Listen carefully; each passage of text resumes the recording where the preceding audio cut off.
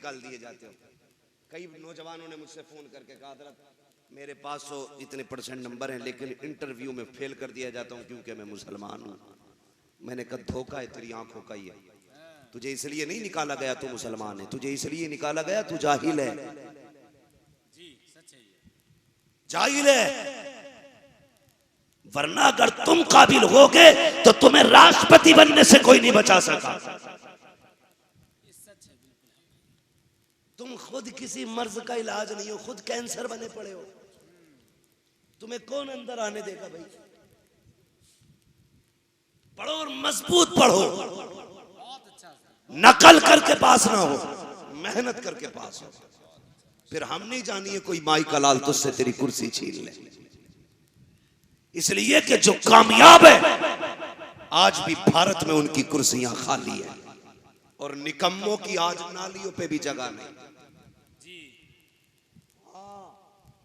अनपढ़ लोग सुन लें, जिनका इरादा नहीं है पढ़ने का, याद रखना अब जाहिलों से नालियां भी साफ नहीं कराई जा रही।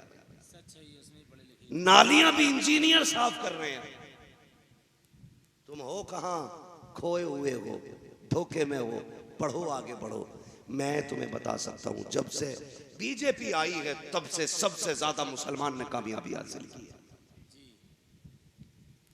देखो रिकॉर्ड उठा करके 5 साल पहले तुम कितने पास होते थे। तुम्हें सियासत में, अबे तुम हुकूमत करने, सियासत करने नहीं आए थे, तुम हुकूमत करने आए थे। चमचागिरी मत करो, छोड़ दो फैसले हुकूमतों पे इलेक्शन के, तू अपना फैसला कर। सारे फैसले अपनी जगह, हुजूर की गुलामी का फैसला अपनी जगह है। अटल हो जाओ हुजूर के नाम पे, इकट्ठे हो जाओ, फिर हम नहीं जानिए कोई तुम्हारा कुछ बिगाड़ ले।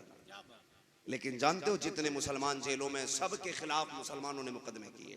जी सच है, 30% गैर मुस्लिमों के मुकदमे नहीं तुम पे, 70-80% मुसलमानों के मुकदमे मुसलमानों के खिलाफ। इस पे तो रोक लगा लो, ये मुकदमे तो कम कर लो। ये नाक के चक्कर में तुमने गले काट दिए, नस्लें तबाह हो गई तुम्हारी। हाँ, बचाओ अपने आप को और अपने बच्चों को बचाओ, अपनी कौमों को बचाओ। कोई भी फैसला करने से पहले अपना फ्यूचर देखा करो, अपना मुस्तकबिल देखा करो। सिर्फ एक मकाम ऐसा है जहां माजी और मुस्तकबिल नहीं देखना है, वहां तो कर गुजरना है, और वो मकाम सिर्फ मोहम्मद मुस्तफा की अजमत का मकाम है। वहां कुछ नहीं देखना है, वहां सिर्फ हुजूर की जात देखनी है। बाकी सारे फैसले सोच समझ के करने।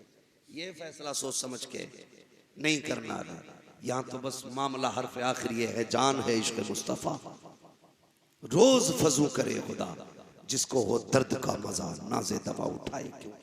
तो पक्के मुसलमान बनिए। सारे मुसलमान है ना, बकरीद में सबने बोटी तोड़ी है। अल्लाह का करम है, कई लोगों का गोश्त तो मुहर्रम के हलवे वलीम तक चलेगा। चलेगा कि नहीं? बोटियां खुद कहने लगती है अल्लाह के बंदे अब निकाल ले। अकड़ गई,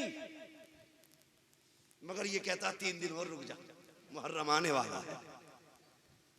वो गल जाती है तो छोटी छोटी बोटी करके हलीम में डाल कर कहता है। एक दिन मुझसे कह रहा मौलाना पता गोश्त कौन सा है? मैंने कौन सा? बकरा ईद का।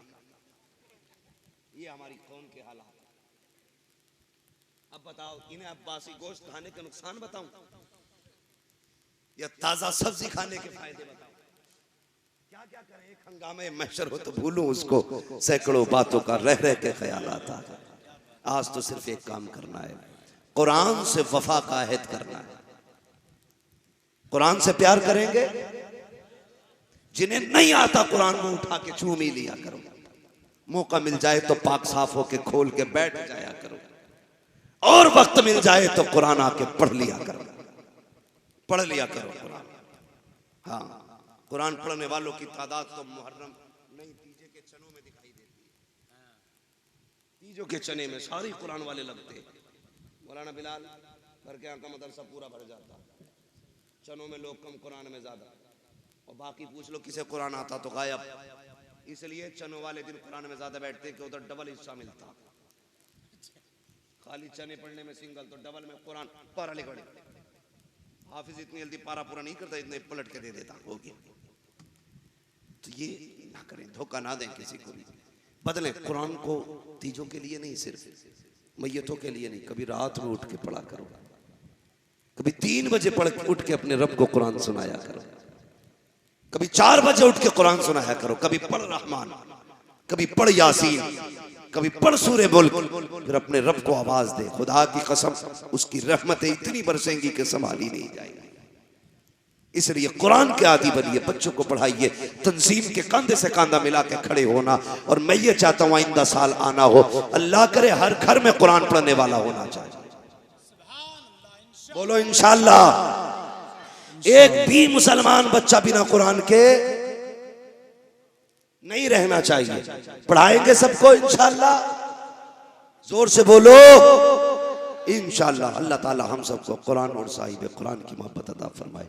हम सबको मरने से पहले कुरान और उसके अहकाम पर अमल करने की तौफीक अता फरमाए। और हमें अपने उलमा, अपने रहनुमा, अपने मुक्तदाओं की मौला इज्जत करने की तौफीक अता फरमाए। बस जो हुए अगलात उनको माफ़ फरमाए रब कायनात। ज़िंदगी ने दिया साथ, फिर होगी मुलाकात। चमन रहा फूल खिलेंगे, ज़िंदगी रही फिर मिलेंगे। मुसाफिर हैं हम भी, मुसाफिर हो तुम भी, किसी मोड़ पर फिर मुलाकात होगी। फ़कीरान आए सदा कर चले, सदा खुश रहो ये दुआ कर चले। भाई ये मेरी गलती नहीं है, 1 बजे माइक दिया गया। हर चीज़ का अपने कसूल है, मैं इन पे ज़बरदस्ती बोझ नहीं डाल सकता। अगर 2-4 लोग हाँ कह भी देंगे तो मेरी बात सुने। हम पलटते नहीं बेजान किताबों के वरक, हम वो पढ़ते हैं जो चेहरों पे लिखा होता है। मैं खाली दिखाने नहीं आया, मैं बात समझाने आया था। और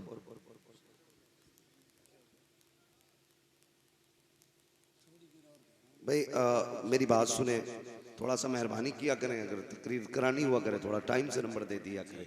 अब हमारा तो रोज़ ही तकरीर करने का काम है। अगर हमें एक ही दिन 4 बजे नंबर लगेगा तो अगले दिन की तकरीर कौन करेगा? तुम्हारे मदरसे का सदर, वो सॉरी तुम्हारे जलसे का सदर, कौन जाएगा वहाँ पे? नहीं जा पाएगा ना, हम ही बोलना कल।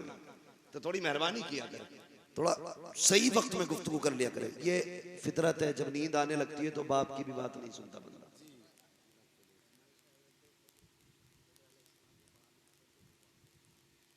बात लंबी हो जाएगी इंशाल्लाह कभी है?